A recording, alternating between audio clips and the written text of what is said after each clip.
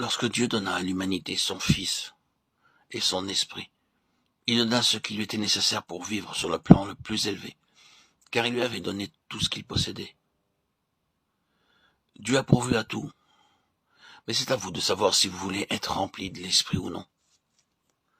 La volonté de l'homme est une ligne frontière que Dieu s'est réservé de ne pas franchir. Dieu a préparé un festin pour vous, mais il ne vous oblige pas à le manger. Il a ouvert la porte qui vous conduit à une vie plus abondante, mais il ne vous oblige pas à la franchir. Il a déposé à sa banque une fortune qui vous rend millionnaire. Il ne peut pas tirer de chèque à votre place. Dieu a fait sa part. Vous devez faire la vôtre désormais. Il dépend uniquement de vous de posséder ou non la puissance de l'esprit.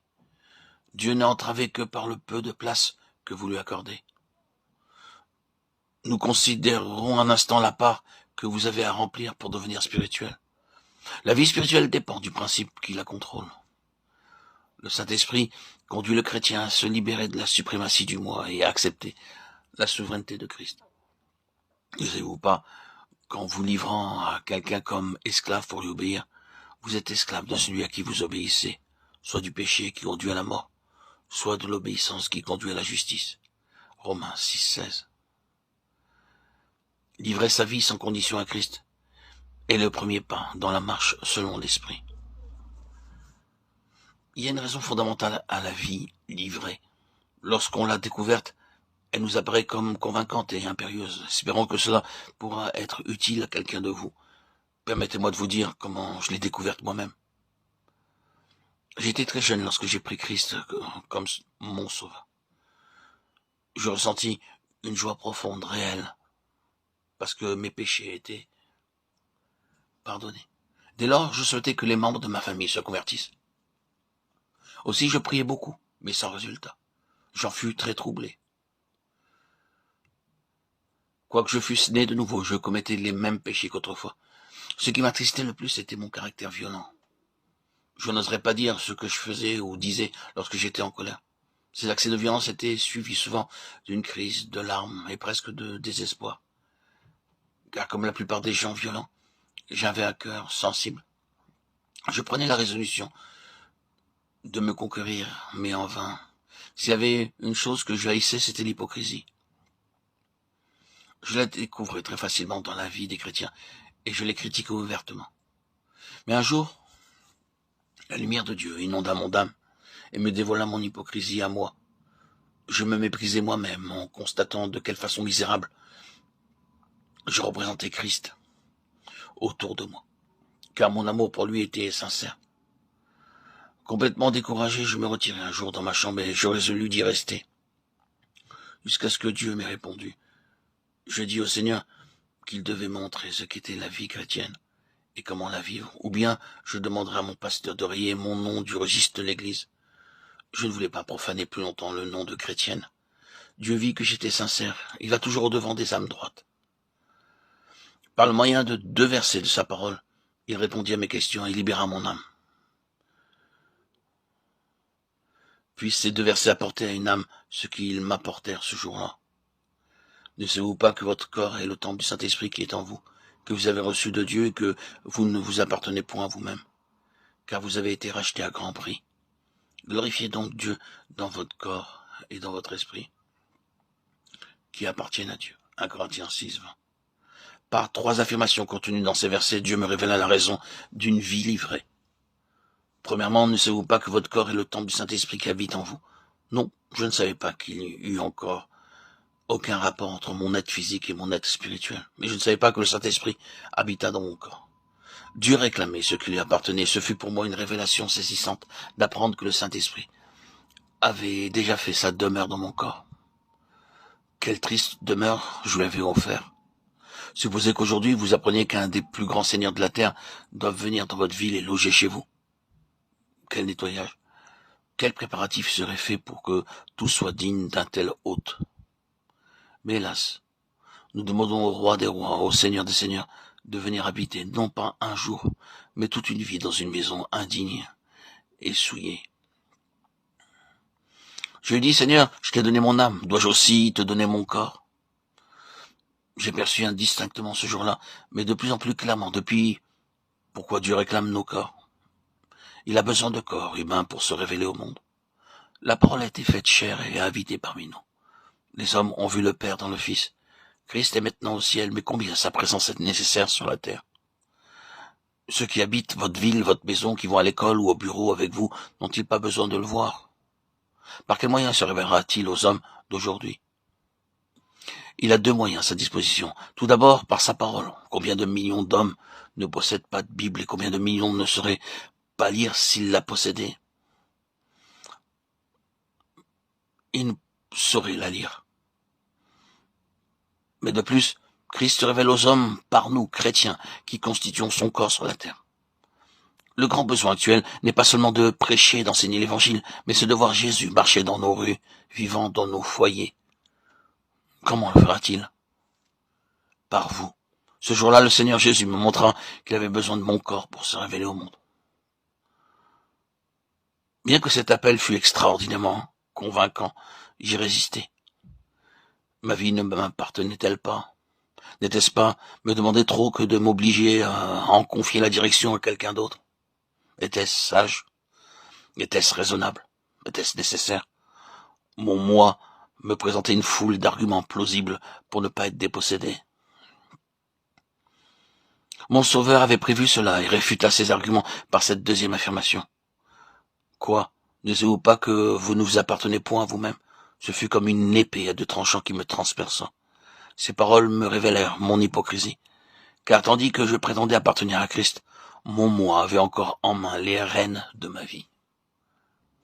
Mais si je cédais, qu'allait me demander Christ? Qu'allait-il m'enlever?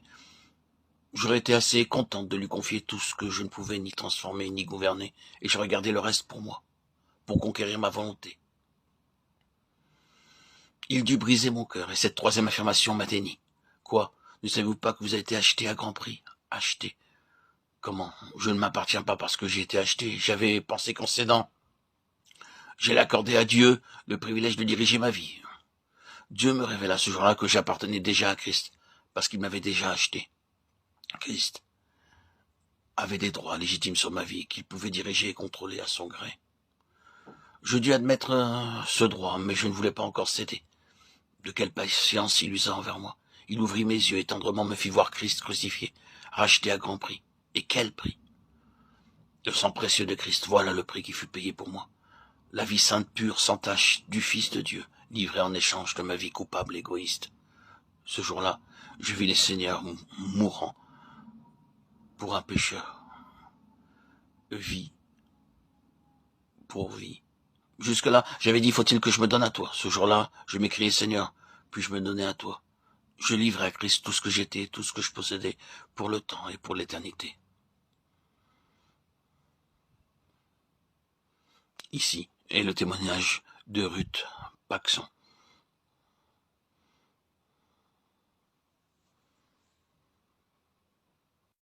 Le 15 avril 2025, j'ai pris la décision décisive mais nécessaire d'abandonner ma chaîne YouTube Jésus-Christ, le roi Messie, Yeshua, Melech HaMashiach, et de renoncer à tous les réseaux sociaux. Cette chaîne avait été pendant un certain temps le reflet de mon parcours personnel, de mon histoire spirituelle, de ce que j'ai vécu pour en arriver à la rencontre bouleversante avec le Seigneur Jésus-Christ. Et le point culminant qui en fut cette rencontre fut bien sûr mon baptême le 26 septembre 2019, où j'ai été immergé dans le lac de ma ville et sorti des eaux baptismales. Je fus comme régénéré, renouvelé. Cette nouvelle naissance a fait de moi un nouvel homme. Le vieil homme était mort. Pour revenir à cette chaîne historique, elle était centrée sur mon témoignage, sur mes luttes, mes révélations, mes expériences. D'ailleurs, je vous invite à la visiter. Elle est enrichie de nombreuses connaissances et savoirs qui m'ont permis d'avancer. À travers cette chaîne historique, j'ai partagé ma transformation, comment j'ai été conduit à la foi, à la lumière, à la vérité de l'évangile. C'était une démarche sincère, intime, mais centrée beaucoup sur moi-même. Aujourd'hui, le temps est venu pour moi de passer à autre chose. 2 jours après avoir mis fin à cette chaîne, j'ai ressenti un appel. Était-ce ma conscience, mon imagination, ou bien l'Esprit Saint lui-même? Peu importe. L'origine exacte, ce que j'ai ressenti était profond, doux et ferme. Une invitation à ne pas me taire, à continuer de proclamer la parole de Dieu. Non plus à travers mon histoire, mon expérience, mais à travers celle de Jésus-Christ lui-même, non plus à travers mon regard seulement, mais en me mettant humblement au service de sa vie, de son œuvre, de sa vérité éternelle.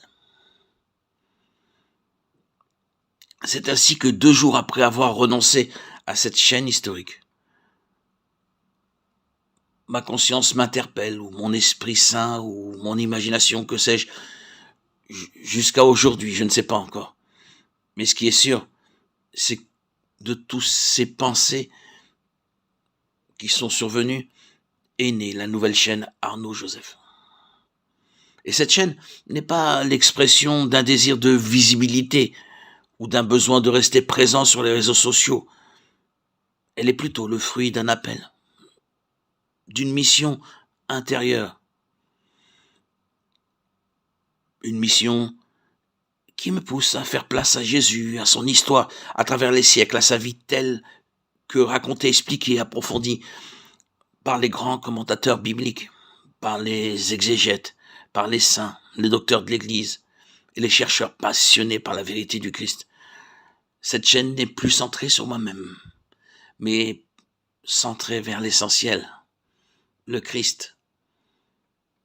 Elle n'est plus centrée sur mes propres témoignages, sur le miracle que j'ai vécu par mon baptême, mais elle est centrée sur la vérité qui est apportée à travers les siècles,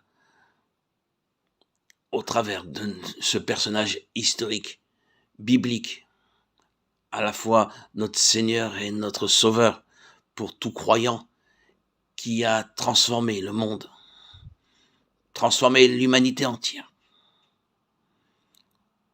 Vous le convenez maintenant, après toutes ces explications, que cette nouvelle chaîne est bien différente. Elle ne parle plus de moi, mais du Christ essentiellement, uniquement du Christ. Alléluia. Gloire à Dieu au plus haut des cieux et paix sur la terre pour les hommes qu'il aime. Je prie pour qu'elle touche les cœurs, qu'elle élève les âmes, qu'elle rende hommage à celui qui est, qui était et qui vient.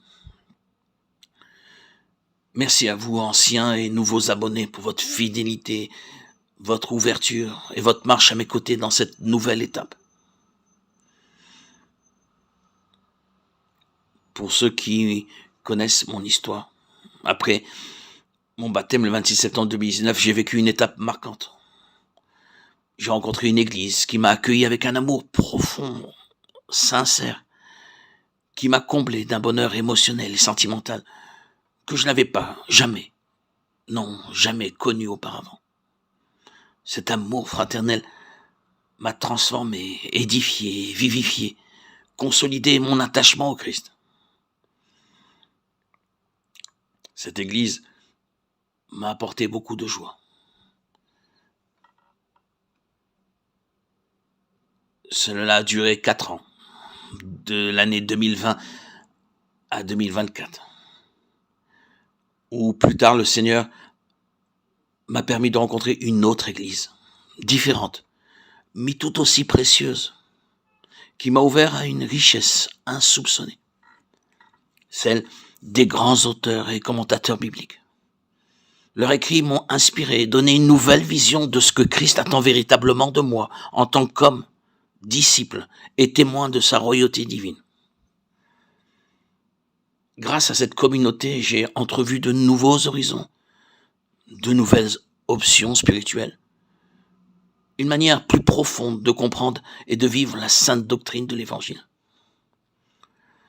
Cette vision personnelle, façonnée par la grâce et l'étude, Je désire désormais la partager à travers cette nouvelle chaîne, Arnaud Joseph, qui porte mon nom d'ailleurs, afin qu'elle serve à glorifier le Christ et lui seul. Cette vision profonde et équilibrée de la doctrine du Christ, telle que je l'ai reçue par cette nouvelle Église, s'adresse à l'humanité entière. Et c'est cette vision que je souhaite désormais partager ici, dans cette chaîne Arnaud Joseph. Bienvenue sur cette nouvelle chaîne dédiée au Christ et uniquement au Christ. Aujourd'hui, je veux continuer à poursuivre le chemin qui a été tracé pour moi. Je veux, comme tout témoin de Christ, simplement glorifier le Christ, le louer et témoigner, comme tout témoin de Christ se doit de le faire. Abonne-toi pour découvrir sa vérité. Gloire à Dieu au plus haut des cieux et paix sur la terre aux hommes qu'il aime. À toi, Seigneur, tout honneur et toute gloire pour les siècles des siècles. Alléluia. Amen.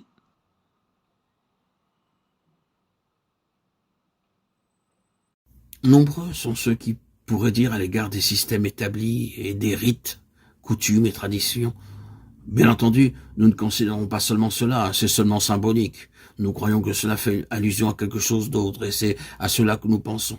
Oui, mais cela n'est pas suffisant quand le Saint-Esprit vient, comme il est venu en ce temps-là, et qu'il prend possession et que vous marchez avec lui. Alors, tout le caractère terrestre et extérieur du christianisme perd peu à peu de sa valeur pour vous. Et vous êtes de plus en plus attirés par ce qui est une glorieuse réalité. Le Jésus historique cède la place au Jésus céleste et de l'Esprit. C'est exactement ce à quoi nous faisons allusion par les voix des prophètes. Ainsi, le jour de la Pentecôte, la parole cite Joël.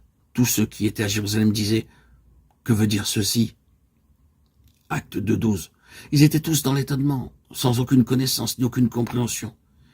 Et Pierre, avec les 12, s'est levé et a déclaré, c'est ici qu'il a été dit par le prophète Joël au verset 16, quel coup était porté à la tradition, quel émoi cela a produit en Israël, avec tout ce que cela impliquait à l'égard de Jésus de Nazareth. Et l'apôtre a continué en citant librement l'Ancien Testament, il a cité David. Tout ce discours du jour de la Pentecôte était rempli de citations de l'Ancien Testament. Mais quels sont ceux qui ont compris quelle en était la réelle signification? Vous voyez donc que c'est une chose qui doit venir en nous avec beaucoup de force, car même le christianisme du Nouveau Testament peut se limiter à un système terrestre techniquement exact. Vous pouvez écrire vos manuels sur les procédures du Nouveau Testament. Vous pouvez avoir raison par rapport à la lettre, mais c'est sur un plan horizontal. Cela devient légaliste et attache le Saint-Esprit. Quoique la pensée d'être conforme à l'Écriture soit une bonne chose, ce n'est pas cela la finalité.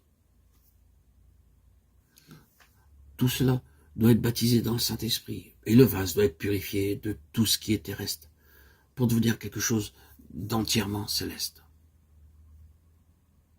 Les pharisiens avaient une compréhension et une mentalité qui les plaçait dans une position horizontale, sur un plan horizontal. Ils désiraient et aspiraient être conformes à l'Écriture. Quel en a été le résultat? Ils ont perpétué un système terrestre fondé sur la parole de Dieu. Leur église était l'église d'Israël, l'église israélite. Et vous pouvez mettre à la place d'Israël n'importe quel autre nom de dénomination qu'il vous plaira. Cette église avait ses propres usages, ses vêtements, ses rites, sa liturgie, tout cela en accord avec les Écritures. Ils avaient la lecture des prophètes chaque Shabbat. Ils avaient tout un vaste système, mais il était tourné vers la terre, aussi mort qu'il est possible de l'être. C'était purement formel et ne participait pas à la pleine pensée de Dieu. C'était scripturaire dans un certain sens. Malgré cela, il faillissait à l'égard du conseil éternel de Dieu.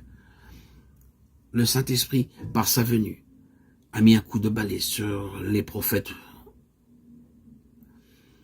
Il a pris en main tout cela et a montré qu'il y avait quelque chose de plus, quelque chose d'autre que ce domaine terrestre, que la parfaite maîtrise de la parole de Dieu avec tous ses dérivatifs et que sans cela, tout le reste devait être mis de côté. C'est ce qu'il est encore occupé de faire.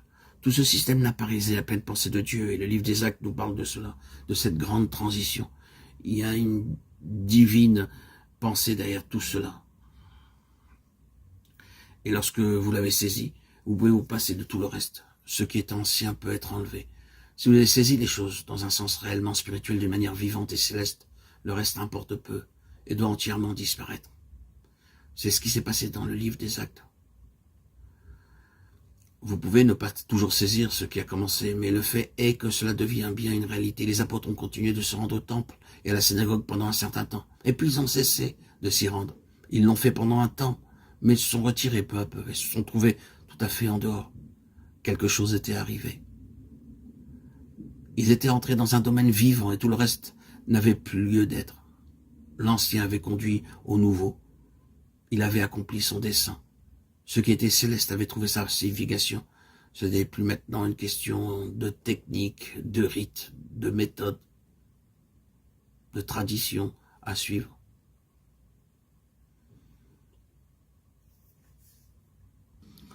Le Saint-Esprit est venu dans les cœurs des disciples. Il a pris possession d'eux. Et ils ont marché avec lui. Alors, tout le caractère terrestre a perdu sa valeur. Et ils ont été de plus en plus attirés par ce qui est une glorieuse réalité. Le Jésus historique a cédé sa place au Jésus céleste et à l'Esprit. Et c'est exactement ce qui nous est arrivé lorsque Dieu nous a visités par son Esprit. Et nous en avons été transformés. Ce fut pour ma part une transformation radicale, exceptionnelle. Lorsque, le 26 septembre 2019, j'ai été trempé, immergé dans le lac de ma ville, où je vis encore aujourd'hui, et ressorti des eaux baptismales complètement transformé, ayant reçu l'Esprit de Dieu. Ma colonne vertébrale s'est tout à fait redressée. J'ai senti cette énergie nouvelle. C'est vrai, avec 30 ans de judaïsme, j'avais commencé à lire et à être pratiquant dès l'âge de mes 17 ans. 30 ans de judaïsme replié sur moi-même et assez épuisé. Régénéré d'un seul coup, d'une manière exceptionnelle, de manière foudroyante, par l'immersion, en ressentant même les couleurs du monde, les couleurs qui m'entouraient avaient changé, elles étaient plus vives, plus claires, plus fortes, plus belles, tout était différent. L'Esprit Saint était venu, et aujourd'hui encore, que ce soit hier, aujourd'hui, ce matin, à mon réveil, il est là, et je suis frais, dispo, aussi jeune que n'importe quel jeune, aussi frais qu'un jeune de 15-16 ans. C'est extraordinaire, cette régénération, cette fraîcheur qui m'anime continuellement, cette joie de vivre que je ne connaissais pas, que j'avais oublié, toujours présente par cet esprit de Dieu qui me rafraîchit, qui m'enivre et qui fait toute ma joie. D'ailleurs, je raconte toute mon histoire dans mon ancienne chaîne historique. Jésus-Christ, le roi Messie, Yeshua Melech HaMashiach, que j'avais ouverte le 21 juillet 2021, où j'ai publié plus de 106 000 publications et où j'ai exprimé toute ma joie. C'est vrai, je parlais un peu trop de moi, mais c'était si magnifique ce que je vivais dans mon cœur et dans mon âme que mes yeux étaient beaucoup centrés sur moi-même. Aujourd'hui, avec ma nouvelle chaîne, je fais attention à regarder vers une seule personne, Jésus-Christ, mon Seigneur et mon Roi. Je suis aussi, par la force de l'Esprit Saint, il est vrai, devenu décentré de moi-même. Mes regards sont plus portés vers Dieu, c'est magnifique. Et ce monde a moins d'attrait pour moi, beaucoup moins. Ce fut une véritable ascension, une véritable transformation qui, depuis le 26 septembre 2019 et qui encore aujourd'hui me renouvelle, me régénère et me permet d'aller toujours de l'avant. Quelle merveille d'être chrétien. Quelle merveille. Quelle joie. Quelle joie de vivre en communion avec le Saint-Esprit. Quelle joie. Merci Seigneur Jésus, mon bien-aimé. Merci Akadosh Baruch Hu. Merci mon Dieu, Dieu Tout-Puissant, d'être venu dans ma vie.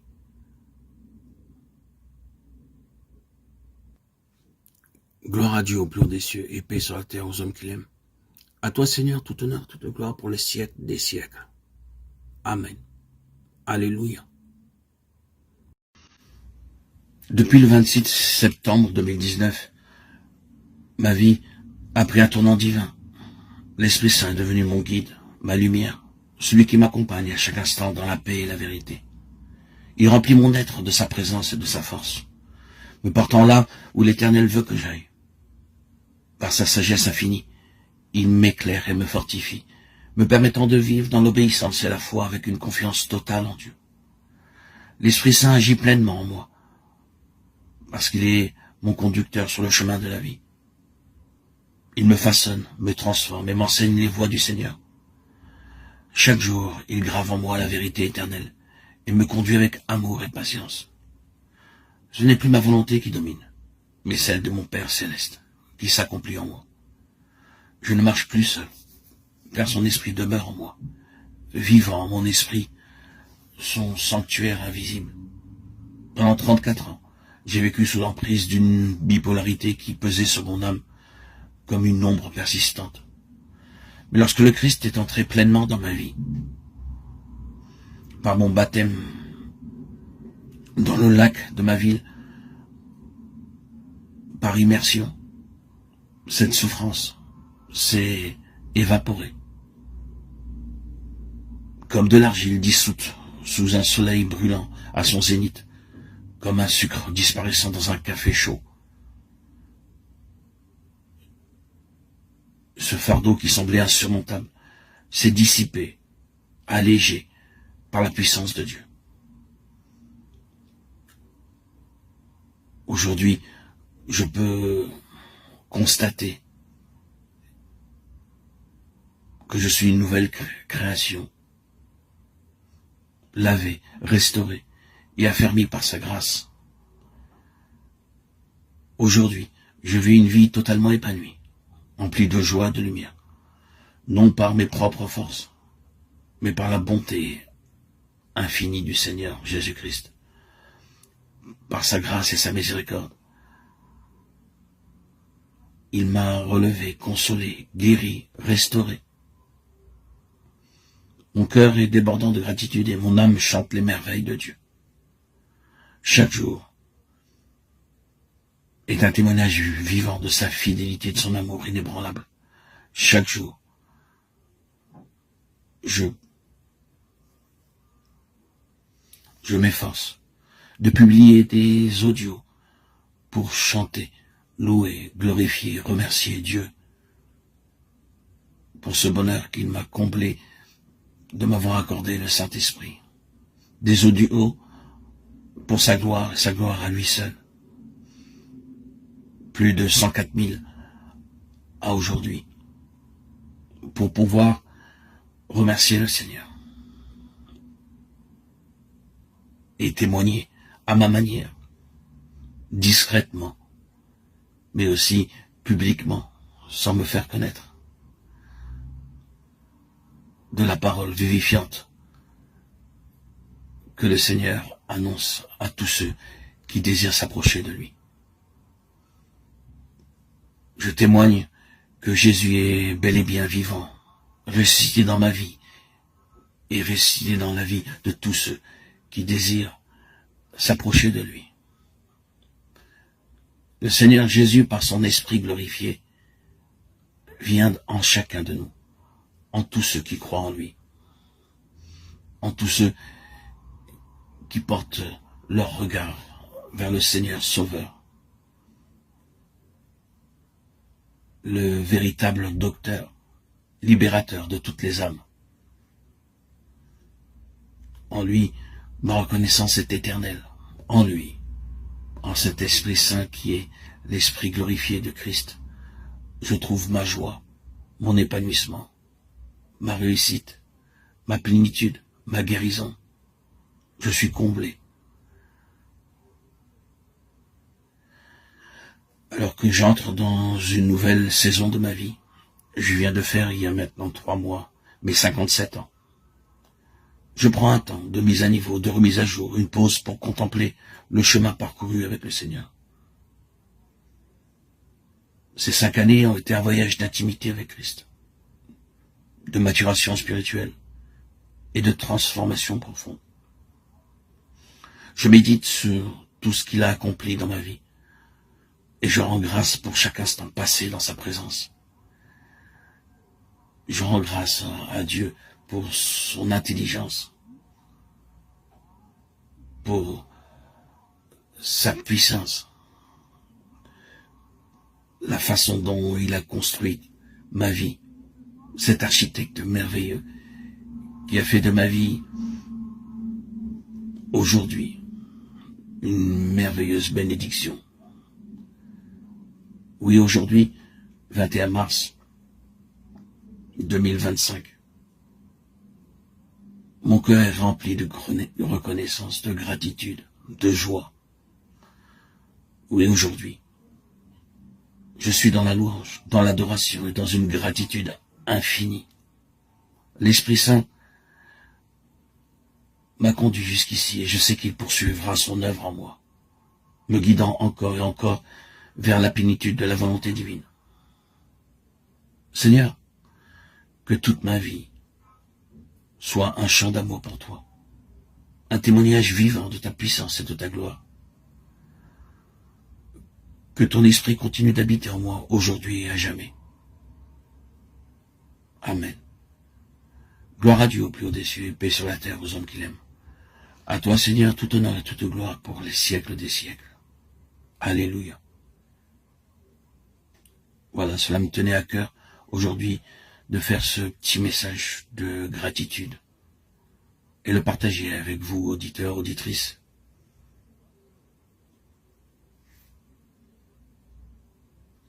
Jésus est pour moi une source de réconfort, de consolation. Et j'espère continuer à en témoigner tous les jours de ma vie que le Seigneur m'offre à vivre